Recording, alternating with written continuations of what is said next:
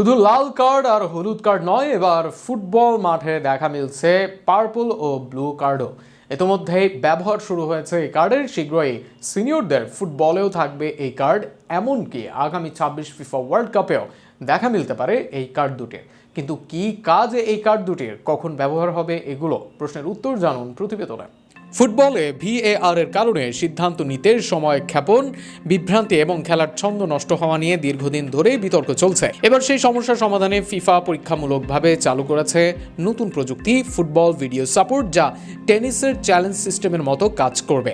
বিবিসির এক প্রতিবেদনে জানানো হয়, এই ব্যবস্থায় কোচরা সরাসরি রেফারির সিদ্ধান্ত চ্যালেঞ্জ করতে পারবেন। চিলিতে অনুষ্ঠিত অনূর্ধ্ব 20 বিশ্বকাপ ও আরও কয়েকটি ছোট টুর্নামেন্টে ইতিমধ্যে এই পদ্ধতির ট্রায়াল শুরু হয়েছে। পাশাপাশি ব্রাজিল ও ইতালির নারী লিগেও আগস্ট থেকে চলছে এই প্রযুক্তির পরীক্ষা।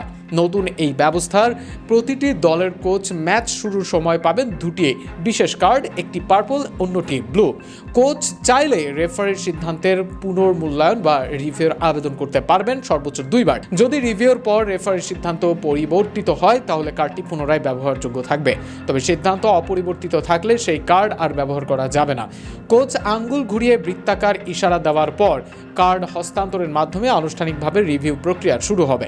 ফিফার মতে এই এফভিএস প্রযুক্তি সহজ, কম খরচে এবং স্থিতিশীল, যা নিম্ন স্তরের লিগগুলোতেও কার্যকরভাবে ব্যবহার করা সম্ভব হবে, যেখানে ভিএআর চালু করা প্রায় অসম্ভব।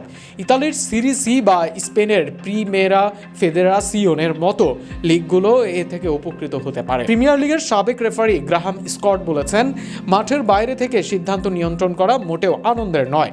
খেলোয়াড়রাও মনে করেন ভিএআর এর কারণে খেলার স্বতঃস্ফূর্ততা ও আবেগ হারিয়ে যাচ্ছে। তাই এমন একটি পদ্ধতির প্রয়োজন ছিল যা প্রযুক্তির সহায়তা রাখবে কিন্তু খেলার গতি নষ্ট করবে না। ফিফার নতুন এই উদ্যোগ সফল হলে ফুটবল রেফারিং প্রযুক্তির এক নতুন অধ্যায় শুরু হতে পারে। এতে কমবে বিতর্ক, বাড়বে খেলার স্বাভাবিকতা।